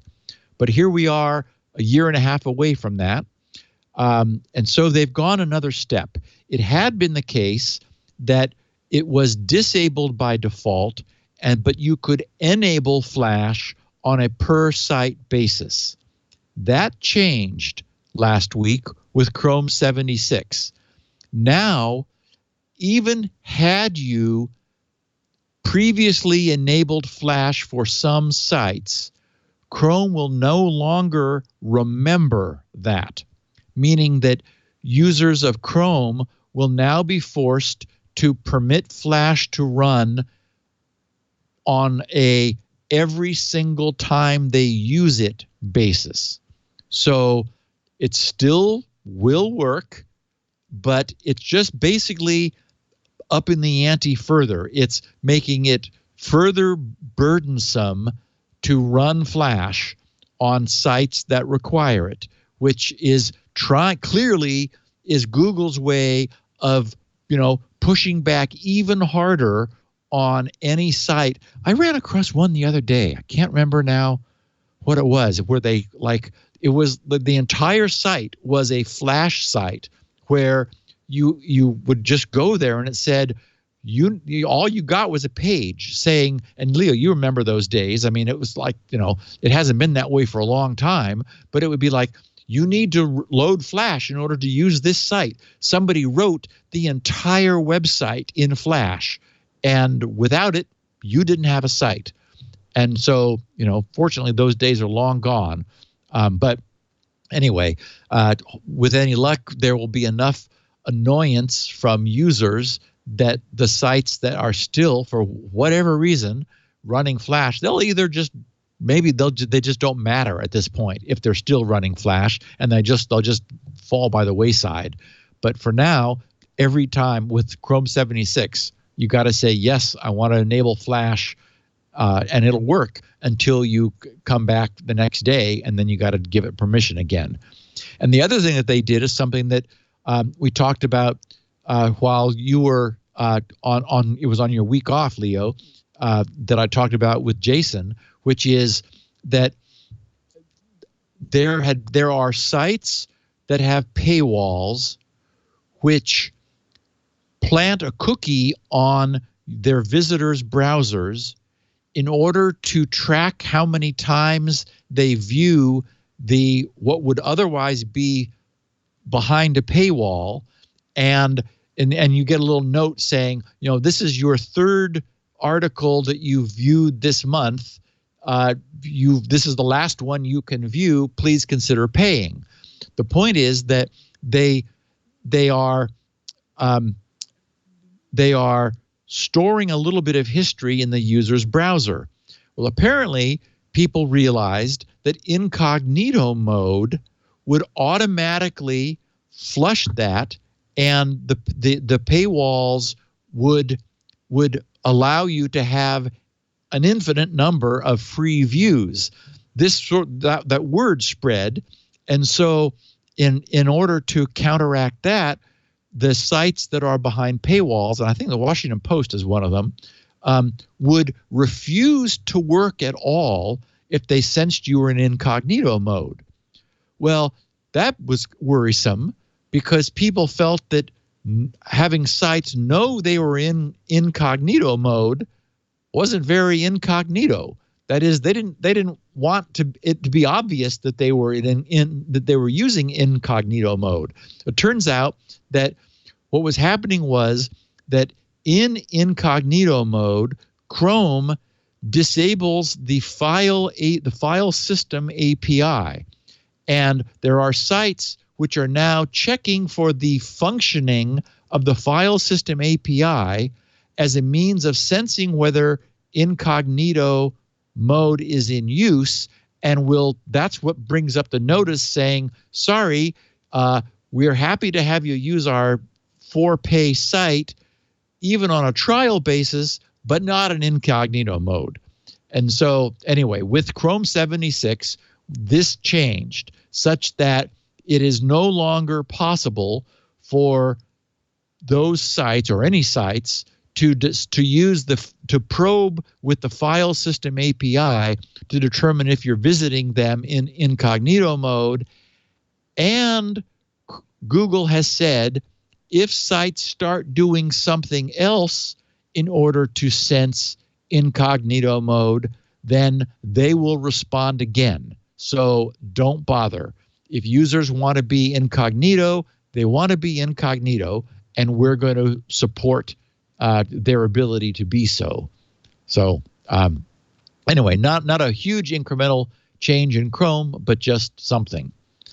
I have a link. I am confirmed to present Squirrel in 2.5 weeks at the Southern California's Orange County OWASP meeting, which is on August 22nd. So I did want to make a note for any of our listeners who might be within reach of Orange County that I'll be presenting sort of the history of Squirrel, where it all came, how it happened, all of the considerations that went into it, how it works, the whole kit and caboodle. And I also did mention that I'll be in Dublin, Ireland, and Gothenburg, Sweden in September. This is the world tour now, and of course Boston in October. And Boston in October. By the way, we have just learned who the fourth person on our panel will be, and I'm really thrilled to say it's going to be Bill Cheswick. Ches, the man who invented the firewall, wrote one of the very first books on firewalls. He's a fantastic security expert, and like you, I know the name. Yeah, Ches is a polymath in all sorts of directions. And he's going to be he's been writing a lot lately about what's next after the password. So it'll be really good to have Ches on the panel. So it's going to be cool. Yeah, it's going to be a fantastic panel. We'll give you more details soon. It's not all the details aren't in completely, but it'll be the first week in October in Boston, and it will be open to the public. And we'll let you know as soon as people can sign up to come see it. It'll be Steve Gibson, the CISO of LogMeIn, Gerald Buchholz, and now we know Bill Cheswick, and myself. So that's very cool. So that could be another opportunity for us to talk about Squirrel, because authentication is the topic. How to prove you are who you say you are, and what's after passwords. So couldn't be more right on with Squirrel. Yeah. Nice. Yeah. So I got a tweet from a listener, Joshua Kelly, who said, "Hey, Steve, I know you've talked about Firefox Send in the past on Security Now. I found this great command line tool for interacting with it. And I just wanted to give our listeners a heads up. It does look very cool. It's multi-platform. It's on GitHub. It's github.com/TIMVISEE/FFSend. Or I'm probably, if you just Google GitHub FFSend for Firefox Send. Well, you just go to send.firefox.com. Well, that's the browser-based. Yeah. Oh, I see. For the command line, right. Yeah. So GitHub says easily and securely share files from the command line. A fully featured Firefox Send client. This is somebody's third-party version of it. Correct. Yeah. So it uses the Firefox Send API. Yeah. Oh, okay. And so Linux, Mac, Windows, FreeBSD, other BSDs might work. You need a terminal and an internet connection. And so I thought it was cool. I mean, I'm a fan of Firefox Send. I was using I have the client for the one I was using. I don't see it in front of me right now. Oh yeah, no, it's not Free File Sync. Maybe it's no. I'm not seeing it. But anyway, the problem with it was that the free version of whatever the thing I was using was it would only give you a couple files in some period of time, and then it would say no more for you. Whereas Firefox Send is it's limited to a gig file if you don't log in to Mozilla, 2.5 gigs if you do, but there's no limit on the number that you can use. So I know that we have listeners who like command line things. So this is a command line tool for using Firefox Send, which I thought was very cool. Yeah. And Leah, let's take our last break, and then we're going to talk about file synchronization. I feel like you could probably use curl or something like it to do a post to send. I'm gonna have to look at that. Instead, well, there is an API, and it involves client side encryption. I'm looking at this code. There's a lot of code here. Yeah, client side encryption and synchronization. I'm pulling the API and you're able to to type in a history, and it'll show you a history of all the things that you've sent. So Send encrypts on your end in JavaScript. Is that correct? Right. Yeah. Yes. Yeah. So I've used for years transfer.sh, but I don't know how well encrypted it is. You're storing a file on a third party's drive. So, although you could have your own transfer.sh running on your system. I've used that for years. Anyway. File mail. That was the big fat one. Service. Yeah. File mail. That was one that's one I was thinking of. But I switched over to Firefox Send because it's a win. Our show today brought to you by. We're going to get to Steve's main topic, right? In just a little bit. Yep. Am I right? Yep. But first, a word from our sponsor, the great folks at NetScout. I think if you're enterprise focused, you probably have heard of NetScout once or twice. They have a number of tools. One of the tools they'd like you to know about right now is NetScout's Visibility Without Borders. This is a really good tool for people who are worried that hackers are going to be on your network, that they've got past your defenses, and now they're an APT, an advanced persistent threat. They're sitting in your servers, looking at your files, just as the hackers did on the Starwood reservation site for, 6 years, Steve? And hackers did for Sony Pictures Entertainment for 6 months. Yep. They just hang in there, cover their tracks, steal information, and you're at their mercy. They can shut you down. They can exfiltrate data. The thing is, they're doing this quietly, and they're pretty sophisticated, so this is where NetScout comes in. Their smart data approach gives you high-resolution, consistent, and continuous monitoring of all the traffic everywhere in your IT infrastructure, in any workload. That's why they call it Visibility Without Borders. Their solutions detect the most comprehensive array of threats and provide visibility anywhere a hacker might want to go, even in the public cloud. Your public cloud, obviously. With NetScout's Visibility Without Borders, you get the visibility you need to see across any network, data center, cloud, 5G, and more to ferret out the hacker that's hiding in your network. Rethink the way security is delivered for your digitally transformed business. Get a clearer view at netscout.com, Netscout. I know you know NetScout. But check out netscout.com for their Visibility Without Borders tool. What a cool idea. Attackers can't hide with Visibility Without Borders. Netscout, netscout.com. Steve? So, as I mentioned at the top of the show, I have 2 workstations now where I spend a substantial amount of time. I don't need to keep everything synchronized, so I don't need like cloning of drives or something. I only wanted to have synchronized the things that I'm actively working on at each location. And of course, I have plenty of my own resources. So my first thought was to make a Drobo. I actually have Drobos at each location also. So my first thought was to make a Drobo here at my primary location available to my secondary location. So that would be like my own cloud, and then both workstations would synchronize to it. So I tried that first. I experimented with a number of directory synchronization utilities and tools.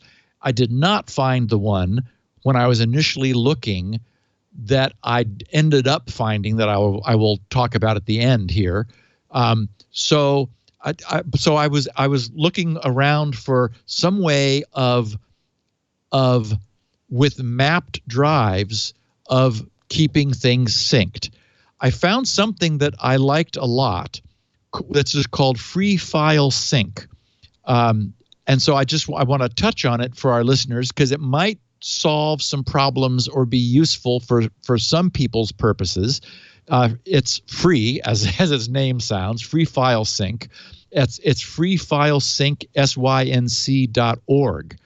It describes itself as a folder comparison and synchronization software that creates and manages backup copies of all your important files. Instead of copying every file every time, Free File Sync determines the differences between a source and target folder and transfers only the minimum amount of data needed. Free File Sync is open source software available for Windows, Mac, and Linux. And I liked it a lot. I was using it for a while. And when used manually, it's pretty terrific. It scans, and you can see what it proposes to do before it does it. It's got lots of fancy rules and all the exceptions and controls and bells and whistles that you could want. But I was never able to get it to work automatically. And obviously, for reliable synchronization, you don't want like a timed recheck for synchronization or even like synchronization on shutdown. You want it just to be happening constantly in the background. I was never able to get it. Sort of has like an automated system, but it just was kind of funky and didn't work right. Then finally, a couple times, I had forgotten to manually perform the sync to the Drobo before I left one end or the other, and so I was annoyed by not having the latest copy of my files that I wanted to work on. So that wasn't the right solution, obviously.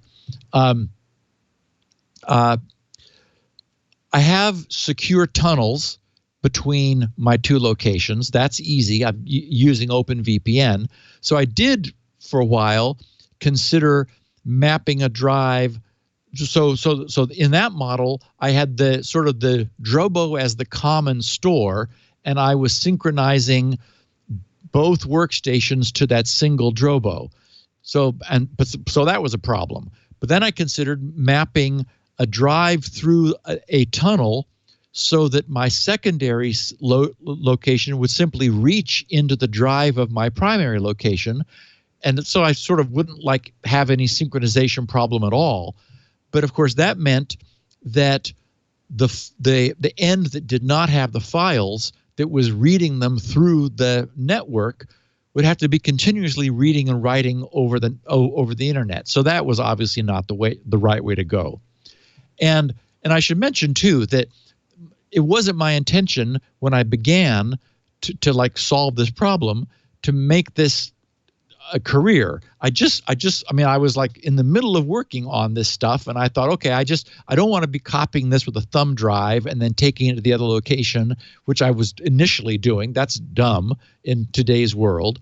So the first thing I thought was, okay, I'll just turn on Google Drive. I'd used it in the past.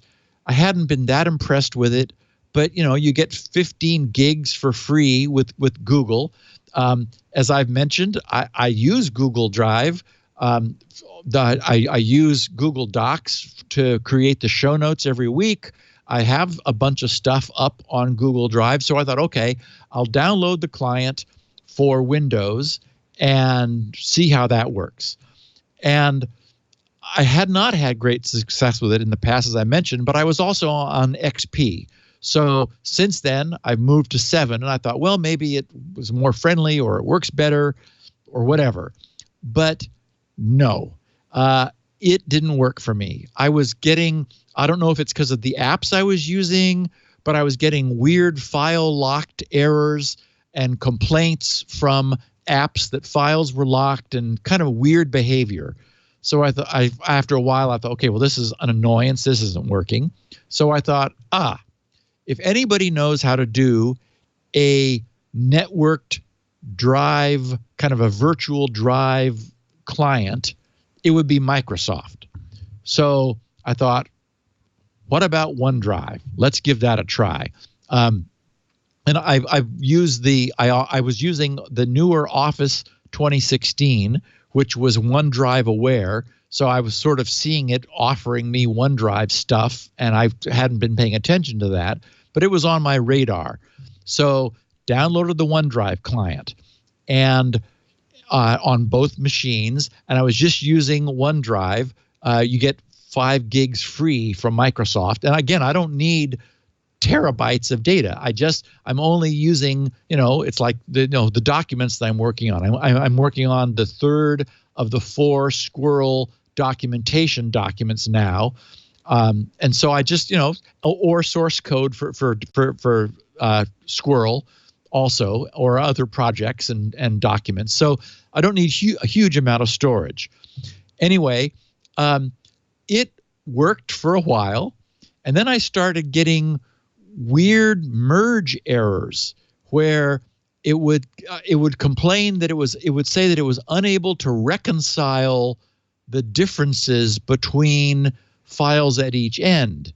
And I ought to mention that, of course, the way that this whole idea works is that I had local copies of the files on each workstation's hard drive, and then so I was working with them locally, so everything was quick and snappy and fast. And then the idea would be that file sync would synchronize to a common third cloud store. And so it would just all happen automatically, except that it didn't work after a while. Finally, it got stuck where I don't remember which of the workstations it stuck on, but all of the little icon showed the synchronizing spinning arrows, and I couldn't get that to stop. I shut it down, I restarted, I rebooted, it just was stuck. And when I went online, it turns out this is like a problem with OneDrive that Microsoft has had from the beginning. And when it was complaining for a while with this merging problem, it was creating duplicates. That's the problem that people complain about online, is that Microsoft is saying, well, we were unable to reconcile the differences, so you got 2 copies of this. It's like, I don't want some sort of reconciliation of files. I just want, I'm not in 2 places at once. I'm not changing 2 files at the same, or from files and from in different locations at the same time. I just want the newer one to replace the older one. So that didn't seem hard, but seemed somehow to be confusing Microsoft. So also, for quite some time, I've had a free 2 gig Dropbox web account. I've had that because sometimes when I'll create or edit a video here in my daily workplace, like I'll download something from my TiVo, quickly edit out the commercials, and then it's something that I want to share with Lori in the evening. So I had been sticking it on this Dropbox web account because there is an app for the Roku called Roxbox. It's a free app, Roksbox, which is a nice little streaming thing that will stream from cloud services. And so I would drop things in Dropbox here, and then when I'm at my other location in the evening, I'd share something with Lori that I wanted to share. So I sort of had Dropbox on my mind, and I thought, they've been doing this from the beginning. Maybe they figured out how to get it right. So I figured I would give it a go. But 2 gigs is not much storage. They're the leanest of any of the free services. So I thought, okay, I guess I did try it briefly with clients on both systems, just using the free account, and it really did seem to work right. And I really liked the features that it had. There were a bunch of extra goodies that sort of made sense, like I could create a video folder within my Dropbox folder and mark that as online only, which meant that it did not keep a local copy. When I dropped something there, it only sent it to the cloud, which was perfect for my mode of just wanting to put something there to watch through the Roku later. And the more I got to know it, the better I liked it. So I bit the bullet, and for $10 a month, I went from 2 gigs to 1,000 gigs, which is to say a terabyte of storage, which means I no longer need to be deleting videos all the time that we've watched because I'm running out of room, and I've got like more than enough space. Wait, is it just videos you want to do this with, or it's other files too, right? Oh, it's all kinds of other stuff. Because for video, Plex, running a Plex server would be the easiest thing to do, and then you get the Plex client on your Roku, and you'd be done. Okay, but yes, so much more than video. All of my other, so all kinds of source code, assembly source, stuff you're working on. That makes sense. Yeah, exactly. All the stuff I'm working on. So, the one thing I haven't talked about with all of this is encryption. But I'll just finish by saying that until this morning, I was completely happy. Well, I'm still completely happy with Dropbox. It is, in my opinion, they have nailed this problem. It's not free. It's $10 a month for a terabyte, but I've been using it now for about a month, and it never misfires. It never gets anything wrong. It doesn't complain about synchronization. It's never telling me that my files are locked or that it is beautiful. It's got all the features I want. I can create a directory hierarchy. I can mark things for online and things for local storage. I have not bitten the bullet and added encryption. And of course, we started talking about cloud storage and encryption, as we mentioned, with Jungle Disk back in the day. The idea of doing client-side encryption and then storing things in the cloud. But at the moment, nothing I'm doing is secret. The Squirrel docs aren't secret. My source code for Squirrel, I've given big chunks of it to in fact, the entire thing to several other developers who wanted to use it as a reference. So you don't use any repository style like Git or something? No, I never have. So I have not added TNO style encryption to this. Once upon a time, Boxcryptor was a favorite, and like its name, the way its name is, it's an encryption for it is encryption for Dropbox, and it does client-side encryption. I looked at it some time ago. What's annoying to me is that today everybody wants us to sign up to a service model. And I'm still a little too old school for that. I have to confess I'm very resistant to that. If I'm actively using someone else's bandwidth or their storage on an ongoing basis, then a pay for what you use model makes sense. But for me, not for software. I'm not ever going to do some charge, like a pay-as-you-go for SpinRite. You get it and it's yours. You can use it as much as you want forever. However, there is a free version of Boxcryptor, which has otherwise also switched to the service model. There's a free version which does allow you to use one cloud provider and on two devices. So if it does the file syncing thing correctly, and it's not something that I've looked at yet, that might be a solution for providing encrypted cloud storage if I'm doing something where I really want TNO, true TNO client-side encryption, and if it would allow me to encrypt a subset of folders under Dropbox.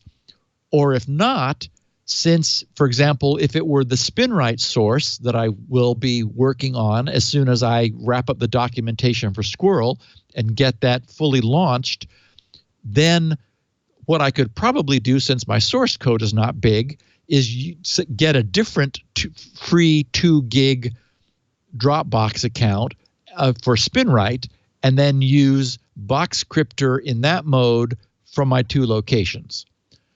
So I just sort of wanted to share all of that. I was also conscious of the fact that we have a cloud storage provider who is a sponsor of the TWiT network, Wasabi. So I was sort of curious to see what they were up to. I'm impressed by what I saw because I dug through all of their stuff. They look like a very good solution as a CDN. The fact that they don't charge for downloads is huge.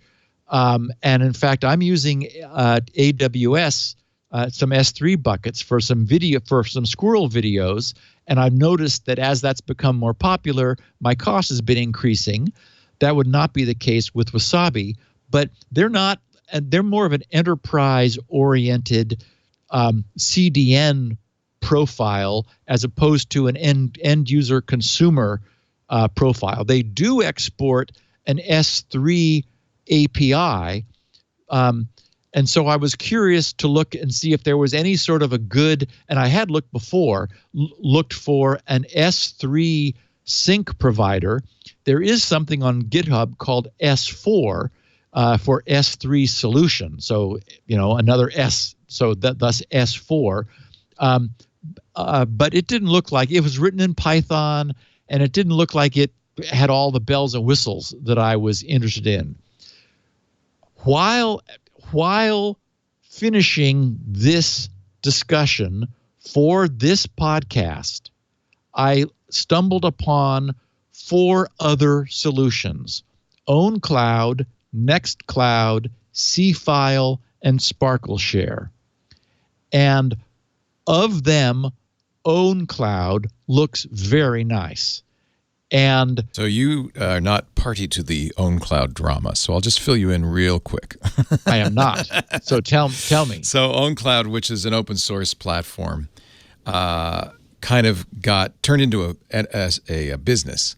And a lot of people were unhappy about what happened to OwnCloud. Nextcloud was created with the was a fork of OwnCloud.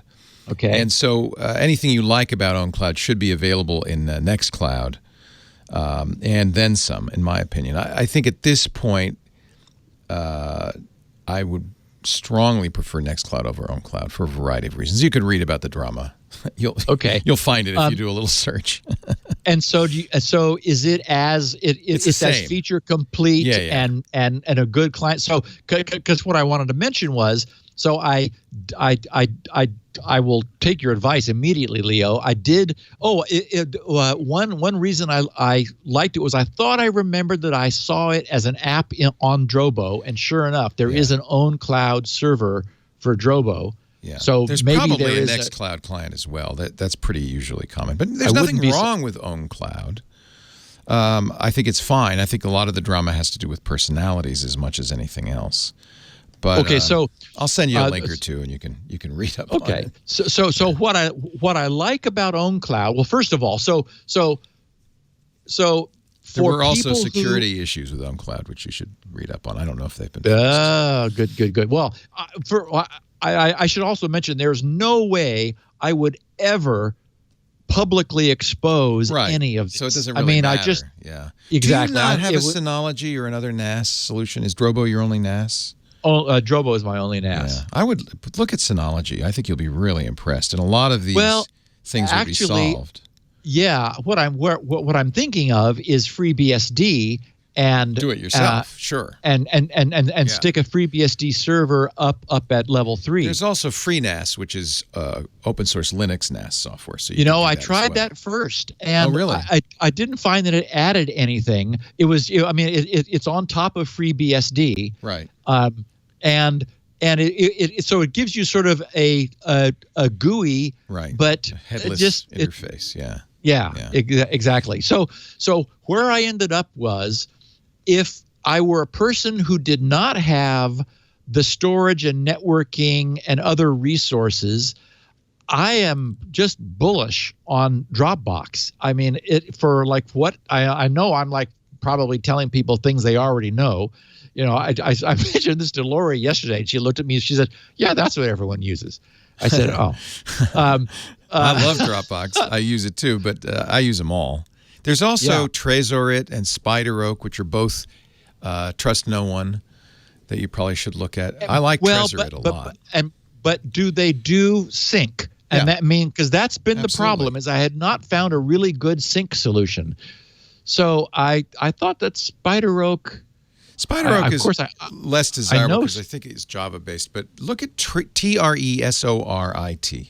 They also have a file send capability, much like a Firefox send.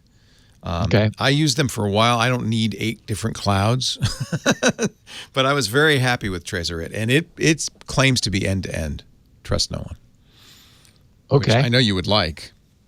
Yeah. So anyway, I had not found until this morning when I stumbled on OwnCloud and Nextcloud, I had not found a robust sync that really seemed to work for me. And I like the idea of having my own server, that I'm not having to pay Dropbox $10 a month, and I just feel much more comfortable with my own data in my own cloud.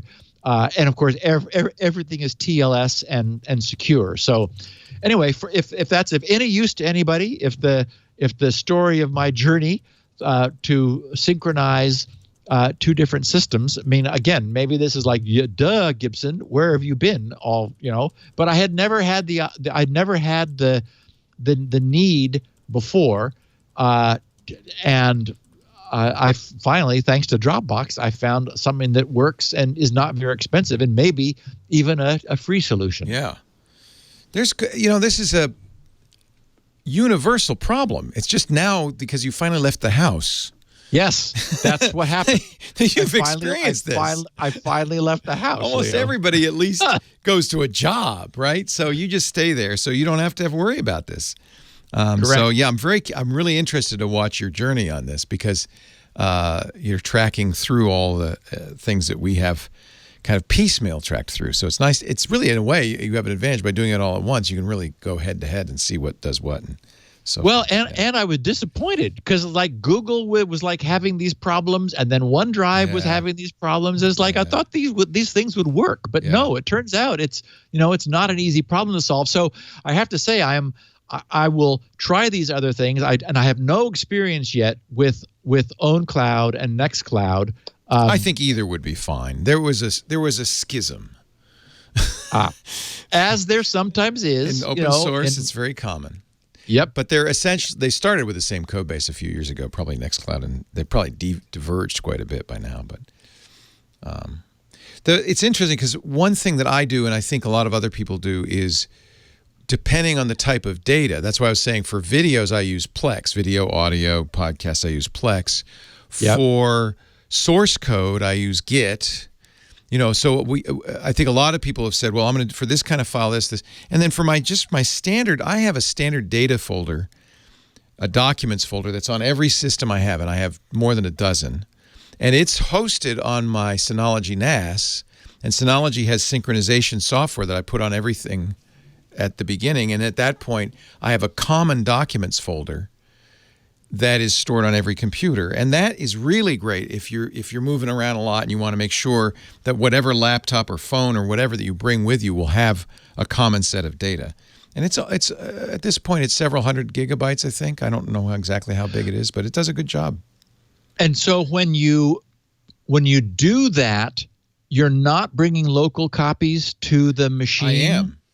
No. The first time I sync, several hundred gig comes onto the machine. Yeah, I mean, I could, if I want, copy the documents folder from one machine to the other. Sometimes I'll do that. The sync is smart enough to say, oh, you have these, but you don't have this. I don't have a big duplication problems. The Synology does an excellent job. It's called Synology Drive, and it's on the Synology. So my Synology at home has the master copy, but this laptop, that desktop, these phones, they all have access to it, and to a greater or lesser degree, we'll have on something with enough storage, we'll have the full documents folder. Right. And that's great because then I never have to say, oh, and you could use it as a poor man's Git because, if I'm saving code, that's fine. If you're working with somebody else, it's another matter.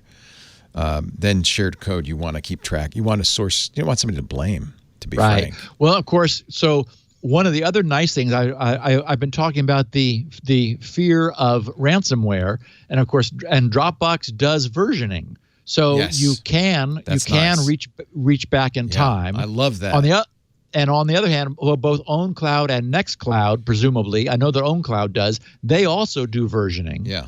So you have that, and I'm still using. I'm old school. I've talked about it before. Fileback PC is right. It's only PC hosted, but the guy's still there. It's still supported, and it does very sophisticated versioning that can be well tuned. And so that's what I use right now. Is like whenever I'm working in assembly code, incremental versions are going to my Drobo just all the time because I don't ever want to lose anything. And if you went to FreeNAS or a FreeBSD solution, you'd be on ZFS. You'd be doing snapshots, so you'd have that versioning. Yes. The Synology, I've never had occasion to use it, but Synology's on BTRFS, and so it does snapshots as well. So there's behind-the-scenes versioning, even lower level than just that app running, which I think is a very handy thing because you could say, oh, crap, I just cryptoed everything, blast it away, and restore from a snapshot, and that would be a really nice thing to have. Yeah, I'm just in the process of getting ready to put another server up, a big NAS up at level 3, and now that I've run across these open source. I mean, given that great stuff out there, given that it works reliably. Again, I was hoping for Google and I was hoping for OneDrive, and they both screwed up. So far, Dropbox is the only thing I've found. But I'll give the OwnCloud or the NextCloud a try. NextCloud will do a lot of the things that you want to do, including, by the way, for a lot of people, when Evernote went commercial, they replaced Evernote. My Synology has a note replacement that's every bit as good as Evernote, but I host it. Any NAS is a great backup solution too, and because they tend to be giant storage units, I back up all my music, all my photos, all my data on the Synology, and still use it to do my notes and my documents. So A NAS is a wonderful thing to have, I think. And the one other nice thing that I forgot to mention about the open source cloud solutions, OwnCloud or Nextcloud, is they allow you to designate other directories on your systems to be synced. Right. Whereas Dropbox, everything is under. Yeah. Yes. The Dropbox. Yes, folder. and that's really what I want, because I have a whole assembly code tree, and I would just like to be able to say, instead of having to like move all of my work underneath Dropbox, I'd like to be able to say, keep this thing current. I seem to remember Trezor also will let you designate arbitrary folders as opposed to OneDrive, Dropbox, and Google Drive, which say it's all got to be in this special folder. Being able to designate arbitrary folders, say back up my assembly folder and my music folder, and this is, I agree with you, very important. Yeah. Nextcloud will also do calendaring, so you can have a shared calendar that's not running on Google. I mean, Google works fine for me, but same thing with address book. If you wanted to go really full private, that's the kind of solution. Those are the kinds of solutions you want to look at, I think, running your own NAS. So Trezor it personal. Oh, try it free for 14 days. So it's not free. It's only a gig. Oh no, it's not free. It's just like Dropbox. It's a Dropbox competitor. $30 per month. That's for Teams, I think. Look at the No, that's personal. Really? Trezor it Solo is designed for individual ridiculous. users. Yeah. But you get 2 terabytes. I see. That's why. I wonder if they have a smaller tier, because that's an awful lot. Yeah, that's the bottom one. Designed for individual users. So.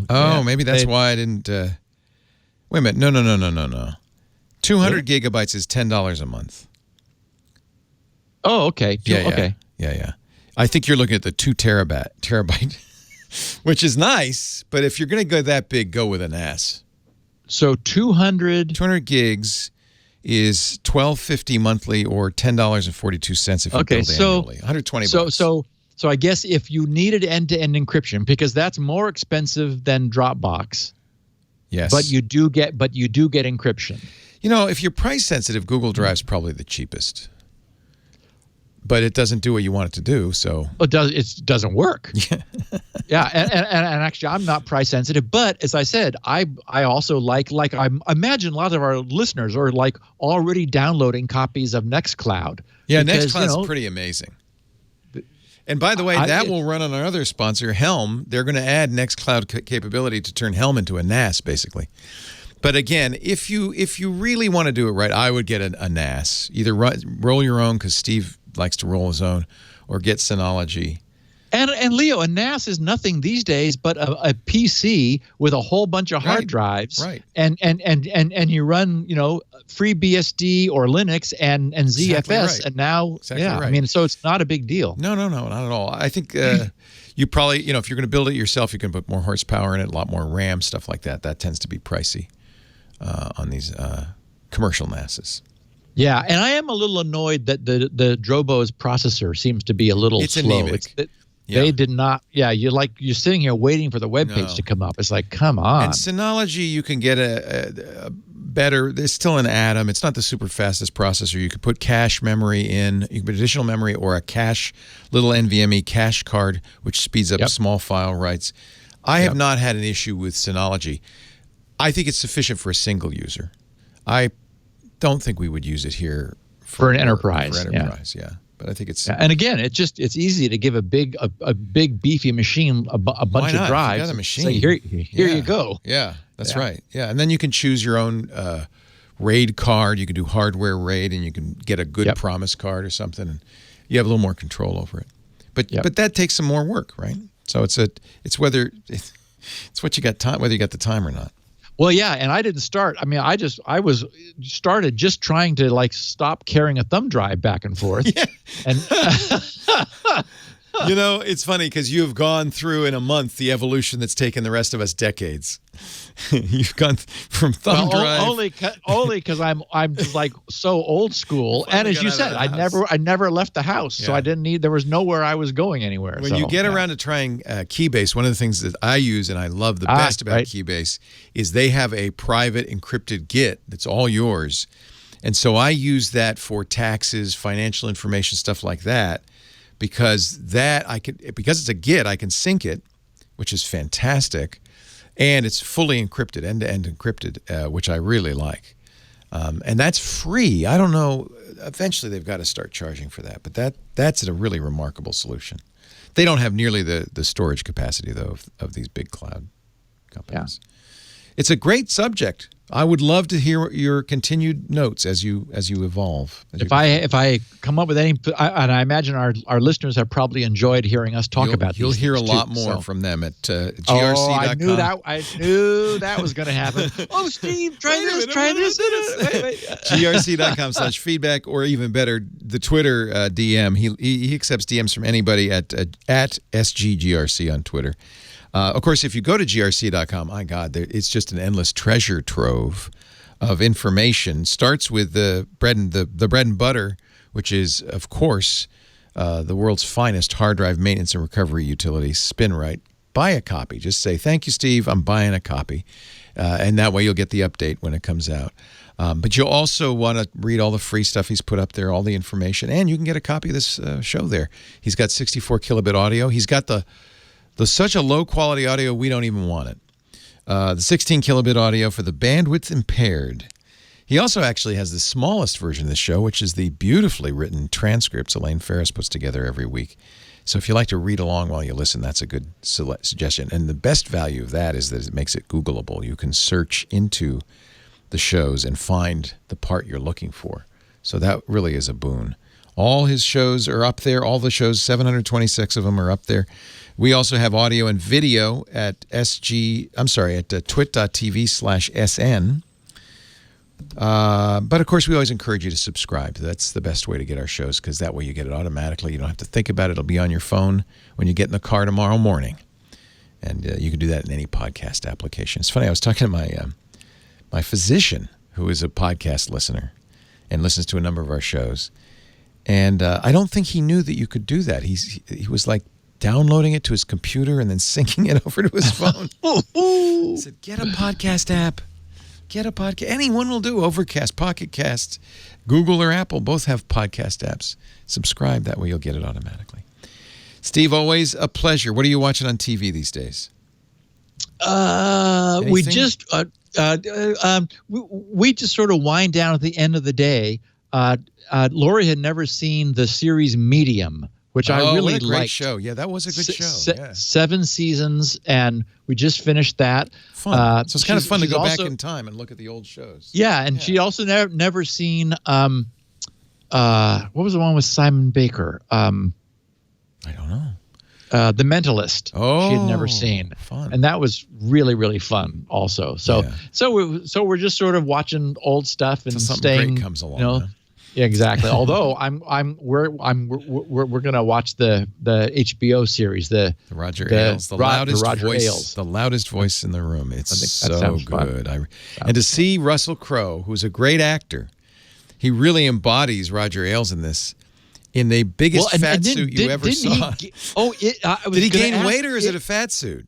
I was assuming he gained weight because I saw a preview and I thought, oh my goodness! I have to think it's a fat suit but his face is full. Well, it's prosthetics. Wow! You remember that the Dick Cheney movie Vice? Yeah. Same thing. I've forgotten his name. That they got one of our best actors. They got to do him, and it was all prosthetics and a fat voice. Wow. Yeah, a fat suit or a fat voice. I'll find out. I hope Russell Crowe didn't gain weight for that, because, frankly, if he did, he doesn't have long to live. It's a couple of 100 pounds. You know, Woody Harrelson. Not Woody Harrelson. It wasn't Woody Harrelson, huh? He was Batman. What's his name? I don't know. The chat room. Christian Bale. Thank you. The chat room. That's right. Yeah. Stephen, have a great week. Okay, we'll see you next time on Security Now. Righto. Security Now.